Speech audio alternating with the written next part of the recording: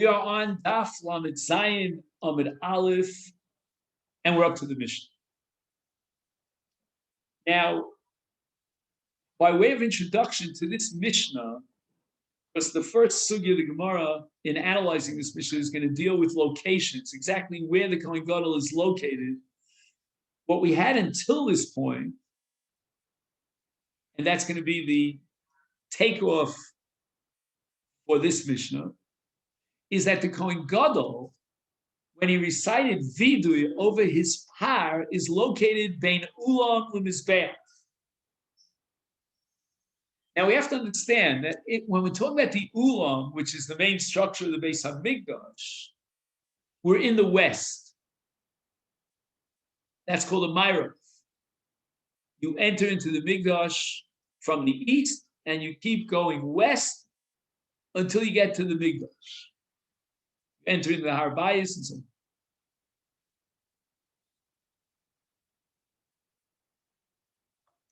So that the Kohen Gadol, when he recites Vidui, he's standing in the west.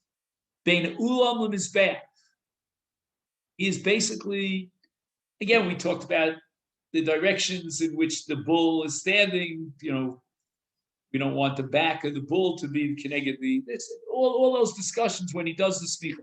But in terms of the location in the Azara, he's in the west. That's called Bein Ulam leMizbeach. And therefore, the opening line in this Mishnah is Ubalo leMizrach HaZara. He is traveling now. I don't mean traveling by car. He's walking from Ma'arav, from the west, to Mizrach, to the east.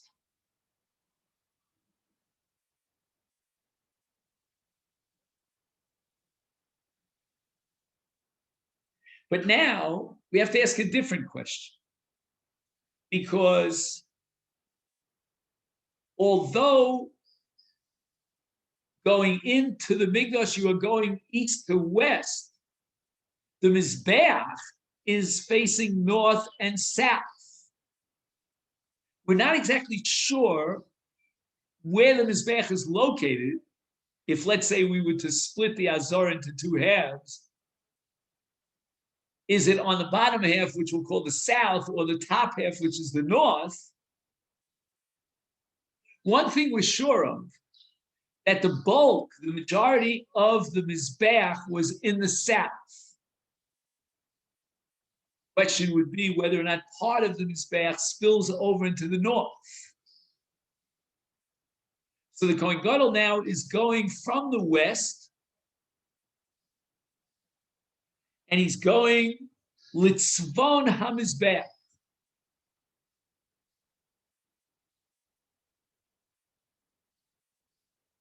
So he moves from the west of the Azar, which is called Bein Ulam leMizbeach, where he did the Vidui. He's moving now south. But which side of the south? Is he on the north or on the, I'm sorry, start again. He's moving east, I meant to say. You guys were very nice to me. You didn't want to embarrass me and correct me. But what I meant to say is he's in the west, and now the Mishnah has him moving towards the east. In a sense, he's retracing his steps. He's going backwards. But now we have to ask, where is he situated vis-a-vis the Mizbeach? Because the Mizbeach, as we said, is north and south, and the Mishnah places him at the Tzvon HaMizbeach.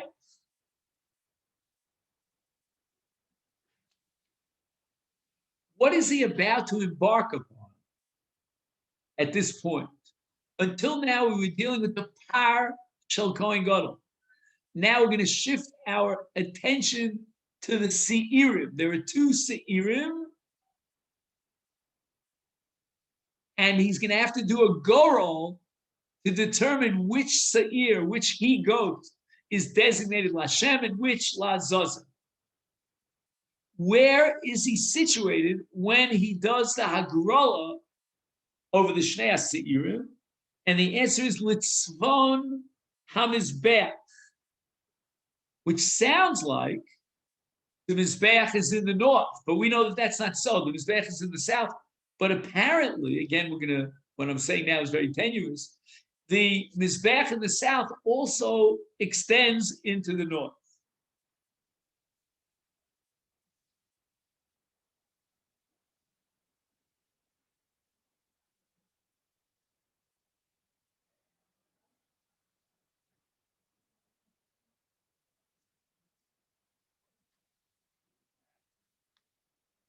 Can't turn this page. That's stuck.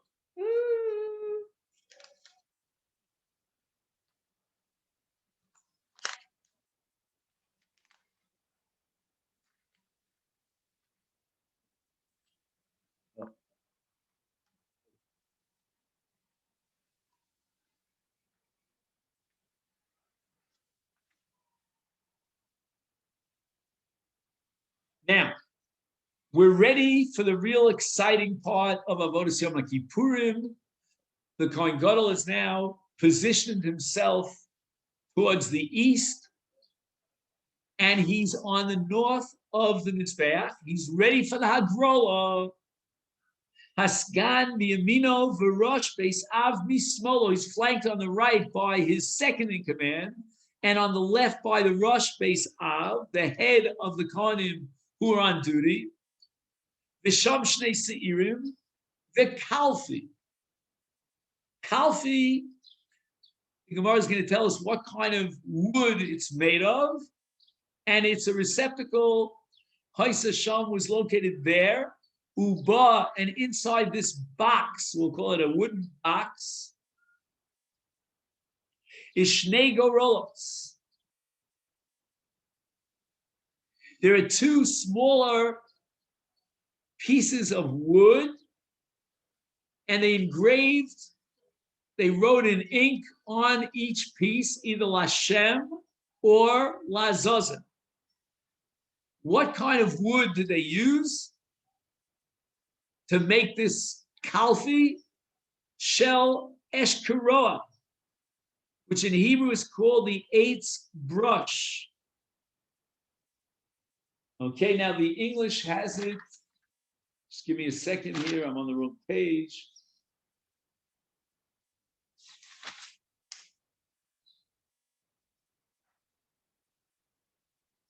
Boxwood.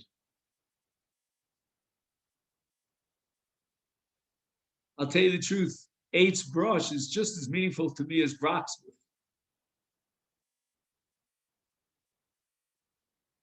Asan Yoshua ben Gamla shel Zav. At some point in Jewish history, the Kalfi, which was made of boxwood, as we said, a brush, eighth brush, is being replaced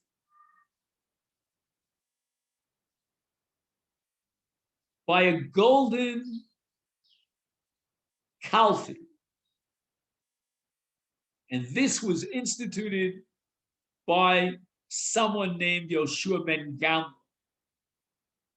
which is a street not far from us. Yoshua ben Gamla. Yoshua ben Gamla was a Kohen Gadol, and he introduced gold into the process of Hagrola and Kalfi, and this is his way of honoring Yom Kippurim. They like the idea. Now, elsewhere, the Gemara tells us that Yoshua ben Gamla came from a very well-to-do family. He was Kohen Gadol during Bayis Sheni, and he got the appointment as Kohen Gadol through Bakshish, my friends. His mother actually bought the position of Kohen Gadol. And the king, in those days, would decide, based on the highest bidder, who would be appointed as a Kohen Gadol. This Yoshua ben Gamla doesn't sound like he's on the up and up. Truth is, we must assume that there are two people that have the same name, Yoshua ben Gamla.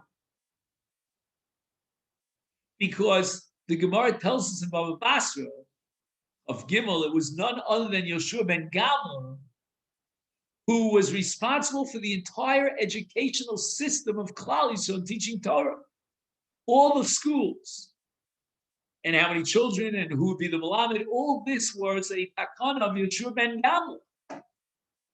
This can't be the same Yoshua ben Gamla who achieved the appointment of Kohen Gadol in Bayesheni because of Bakshish. Therefore, I would submit to you, without any proof, that this Yoshua ben Gamla in our Mishnah is the same Yoshua ben Gamla in Masechet Baba Basra, who was a great tzaddik and instituted the entire enterprise of what we call Tashbar, the schools of Tinoko Shel Beis Rabbah.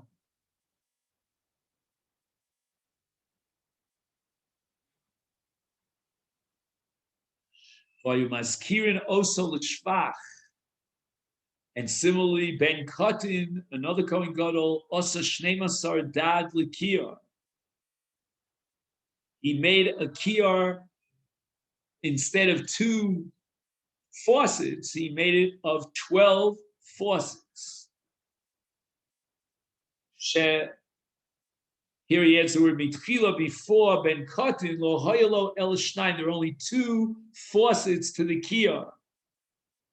What else did Ben Kotin accomplish? The afhu asa muchni lakiyar.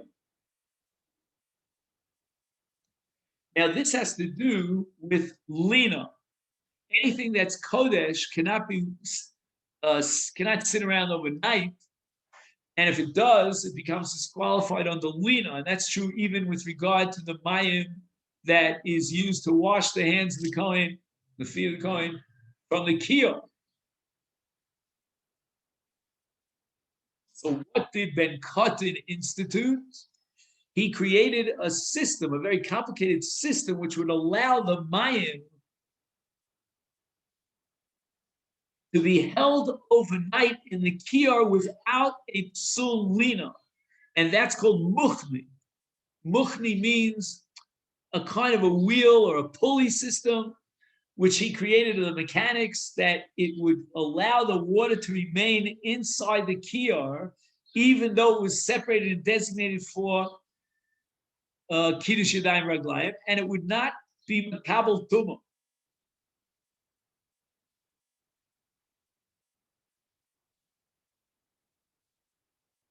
The afhu asa muchni lakiyar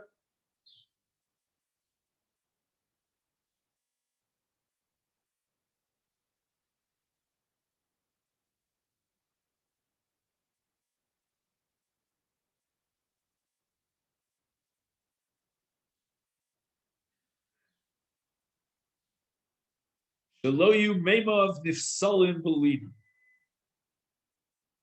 He says the following: Hakir hu kli shareis mekadosh meimav im sho mayim balayla b'toch hakir nifsalu milakadosh b'em yadayim raglayim litzorach avodas amigdash mipsulina. Shin hu mekir b'toch hakir balayla im ola aleim amud hashachar nifsalu. Aval im ba'amud hashachar lo hayu b'toch hakir lo nifsalu.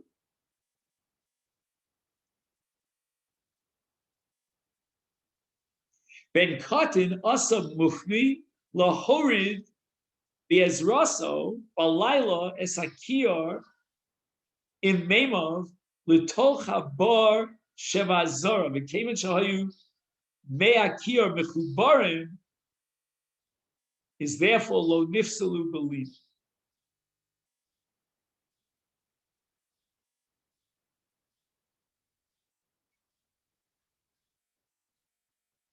So he engineered a mechanics that would circumvent the psul of lina. He felt that it wasn't proper respect for the mayim in the kiyar to allow them to become pasul. He did lina.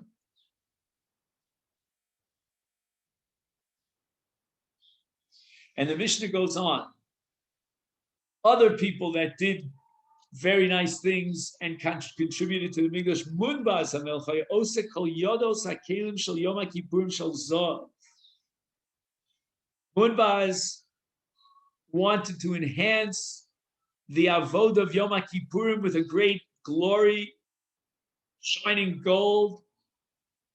So he designated enough gold that all the handles of all the various utensils that were going to be used on Yom Kippurim should be made of gold.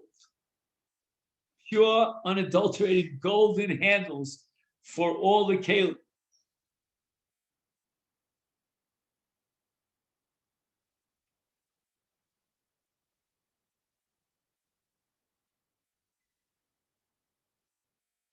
Now, personally, aesthetically, I don't know. I'm not excited about a kli that has golden handles, but okay, I guess it could be a work of art. Heleni Imo. Now we're going back to the mother of Munbaz. Her name was Heleni. Osasa nivreshes shel zahav al pesach ha'ech.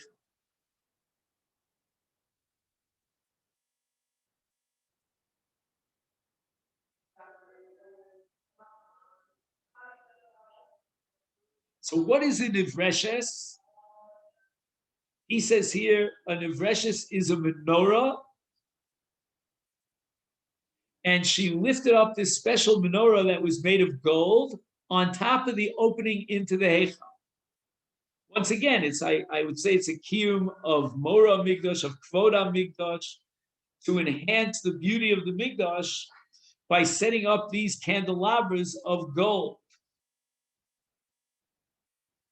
Now, I don't know if you may have heard of a French artist.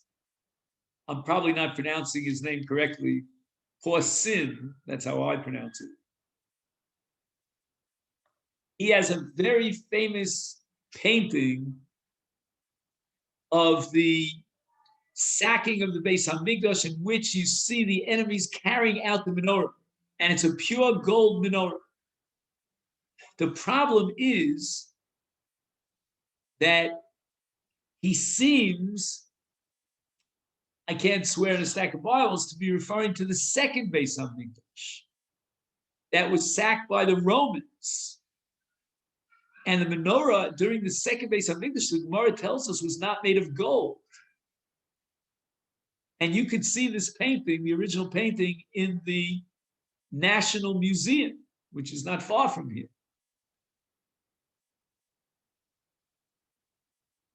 Kind of a little odd that we, from this great French painter, what we have is a picture of Churban Abayis. But be that as it may, it could be that the menorah in that painting, I don't think he himself knew about it, but that menorah was not the menorah that Baloskas and menorah of that mitzvah, but rather was the menorah that was contributed by Heleni Amalka. That was made of gold. But then I have to figure out if Heleni Amalka, if somebody could do the Google for me, was she alive during Bayis Sheni? I doubt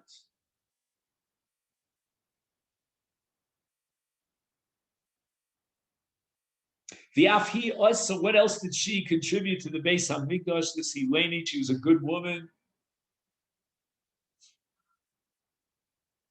Tavla shel zav sheparshas sota ksuva olav. Not exactly sure why she would enhance a tavla, a platter, making it out of gold, so that they would inscribe the parsha of Sota on this platter of gold. Now, what was the purpose of this platter?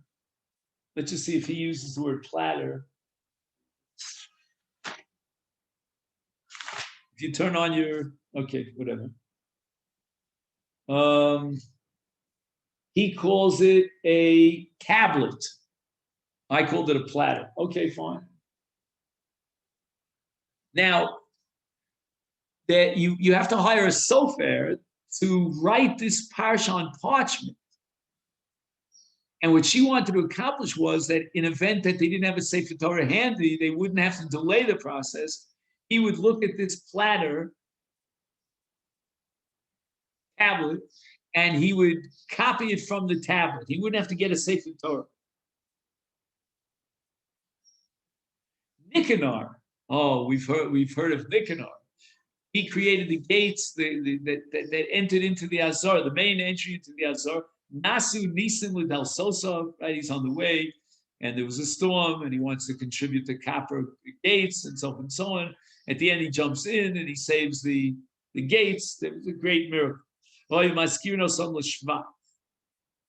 I think the word Osan here refers to everything that we had in this mission, whether it's the case of Ben Katin, who made all these handles for the Kiyar, whether it's Mudbaz, who, at least as far as Yom Kippurim,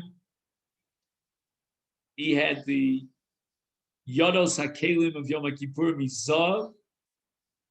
Ben Katin, again, we said was the faucets, and the Kiyar were made of, instead of 2 faucets, 12. We have Hileni, who made this special candelabra of gold and the platter of gold in which she had it inscribed the Parsha of Sot. And now we get to the Gemara. Midika Omar, since the Mishnah says that the Kohen Gadol had to come to the Agrol, Litzvona Mizbeach, to the northern part of the Mizbeach. It doesn't say in the Mishnah Bolo Lemizrach Hazara. It doesn't say he came to the eastern part of the Hazara. It just says Tzvona Mizbeach. And that seems to imply that the 2 Seirim Fagrola was set up in the Mizrach of the Hazara. But it was Keneged the Kosel Mizrachi of the Mizbeach. That it doesn't say, right? Again, what doesn't it say and what it does say? That's where we get confused. What it does not say, put a minus sign in front of the whole brackets. It doesn't say Bolo Lemizrach Hazara, which would imply that the Gorol would take place in the eastern side of the Hazara. But rather, the Mishnah says L'tzfon HaMizbeach, which means the northern side of the Hazara. So again, he's coming from the west, moving towards the east. And we would have thought that he gets to the Mizrach of the Hazara. And that's where he's going to do the Agrol in the Mizrach of the Hazara.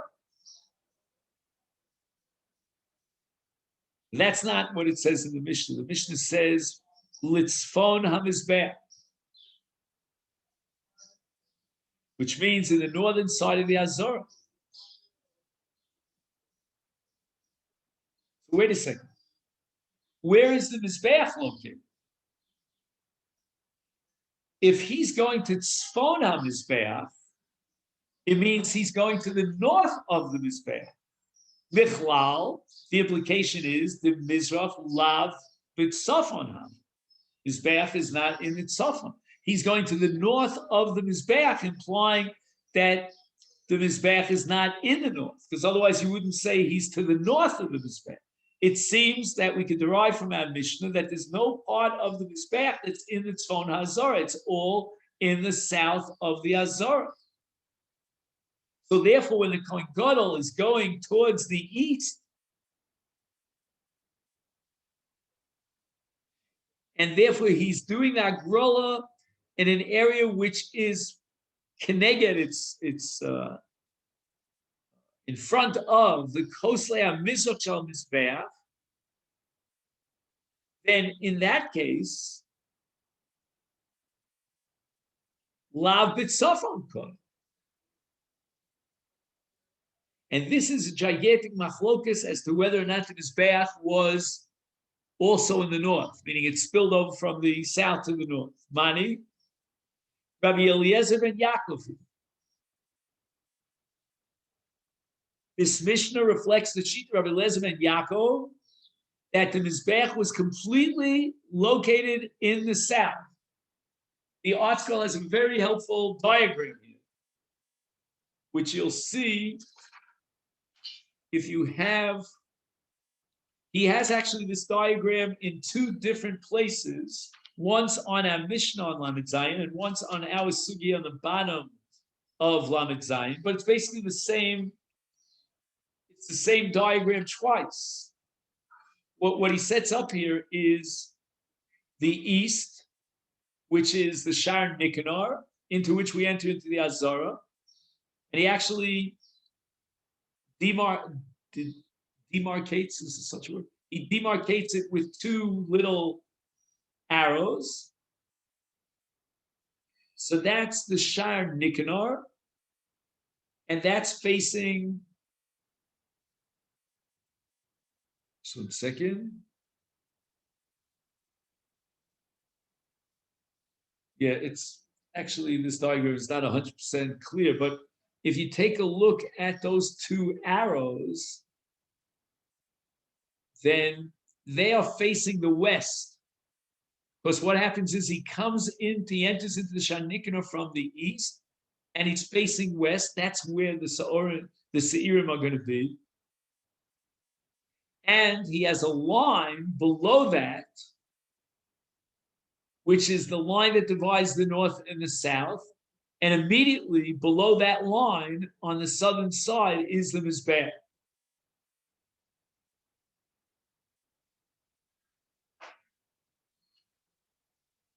So when it says in the Mishnah, Balo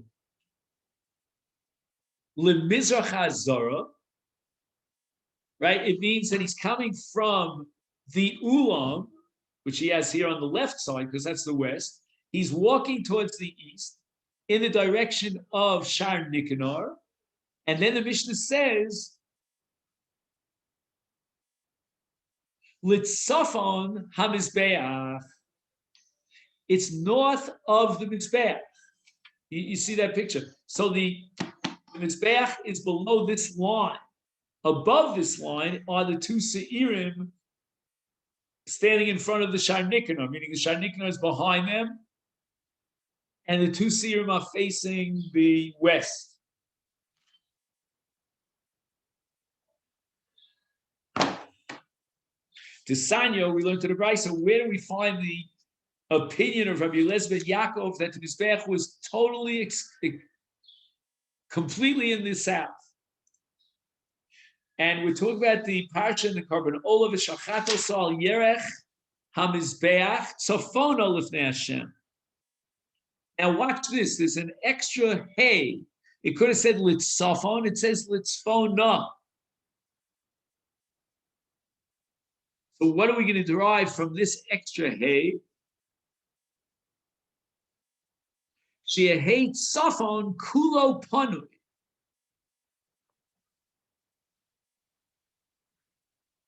Kulo Pani means that the Tzafon has no Mizbeach on it. It's Kulo Pani. It's completely empty of the Mizbeach.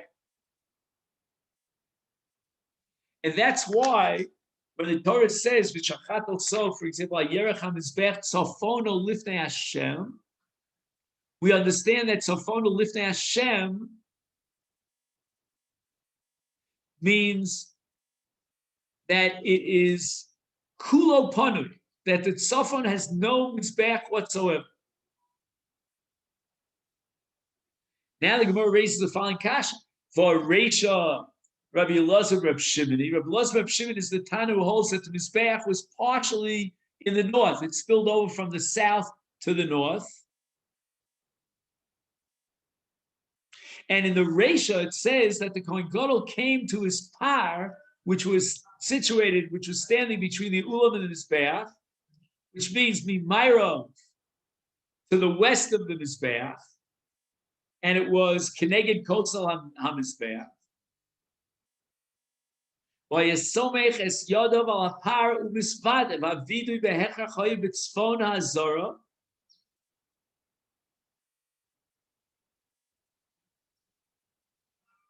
Sharei Makom avidui gam hoya shochet es hapar. In other words, where was the shechita? The shechita was in the place of the vidui. Where was the vidui? In the location of the shechita. Shechita and vidui go together. So therefore, the western flank vis-a-vis the mizbeach, the negative mizbeach, nechshav l'tzfon hazara. In other words, this ratio reflects the shita Rabbi Elazar Reb Shimon that the mizbeach was partially in the north, and yet the seifa, as we've proven, reflects the shita Rabbi Elazar ben Yaakov that the mizbeach is completely, totally in the south. Our answer is Kula, Rabbi Elazar ben Yaakov. The mizbeach was totally in the south. Vitane, and what you should interpret in the Reisha is that the power was standing bebein ha'ulam v'lemizbeach, which means samach lebein ha'ulam v'lemizbeach,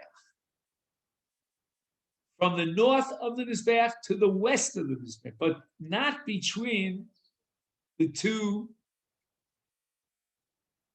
Avalo bein ha'ulam v'lemizbeach mamish mishum shemizbeach b'dorom hoyel. Now, what we're up to is this long discussion here about the fact that the Skan Kohen Gadol was flanking the Kohen Gadol on the right side. And it sounds like he was like shoulder to shoulder with the Kohen Gadol. And that's going to be a problem because that's not respectful. So that's going to be the issue of the Mitzvah tomorrow's discussion. Rabbi? Yes. Helena Hamalcha was during the Second Temple. Yeah, you did the Google for me. Yeah, she died around 50, and she converted to Judaism around 30, in the year 30. That's good for me because then I want to suggest that painting that stands in the gallery here, not far from here, the National Museum, is a painting of Helena Hamalcha's menorah, perhaps. Mm-hmm. Unless you'll slug me up and you'll say, wait a minute, she lived at the beginning of the period of Bayis Sheni. Did she live at the destruction of the Bayis Sheni? No. She lived towards the end. She lived in 30 to 50, it was destroyed in 70. So the question is, could she have? Yeah, I don't know. Again, it's just the depiction of a French artist. I think he lived about 5 centuries ago. Yeah. Poisson, I don't know how to, Poissen or something like that. It could be that he messed up a little bit, but in truth, even if she would have, so to speak, prophetically foretold the Churban of Bayis Sheni, there was a gold menorah that was taken out, but it wasn't the gold menorah of the mitzvah of Adlaka in the Daron. It was the special menorah that was created by and contributed by Helena Malka, that was placed al Pesach HaHeichal. He writes here in the Masechet, it was b'makom bava in the Pesach HaHeichal. Pesach HaHeichal is not where the menorah is. The menorah is inside the Heichal, not the Pesach HaHeichal. So she wasn't competing with the menorah that they had in Bayis Sheni, which the Gemara in Taanis says it was made of wood. Okay, anyway. So we'll stop here. And just want to review that last Gemara's kasha of Haresha Rabbi Eliezer, Rabbi Elazar Reb Shimon.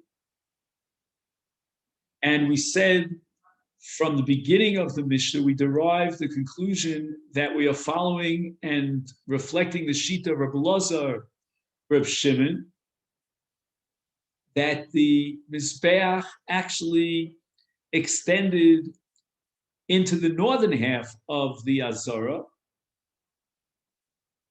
And that was the sugya back on Daf Lamed Vav,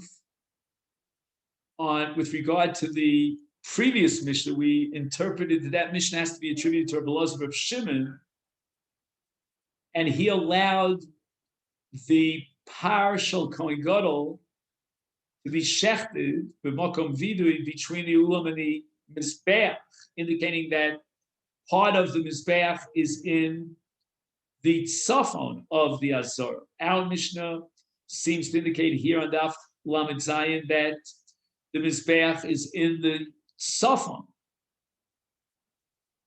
I'm sorry, that there's no part of the mizbeach that was in the tzafon, and that's Rabbi Elazar ben Yaakov. So the Gemara answers that Kula Rabbi Elazar ben Yaakov he, and we're assuming now that there was no part of the mizbeach that extended into the tzafon. Utani the bein ha'ulam lemizbeach. We're going back to the earlier Mishnah on Daf Lamed Vav, and we're going to, so to speak, rewrite the Mishnah as if it said that the shar was located in the northern half of the Azara, in an area that was bibein ha'ulam lemizbeach. It corresponded to the section between the ulam and the mizbeach. So in other words, the previous Mishnah does not mean that the Kohen Gadol's par was standing due west of the Mizbeach, but rather that the par was standing northwest of the Mizbeach.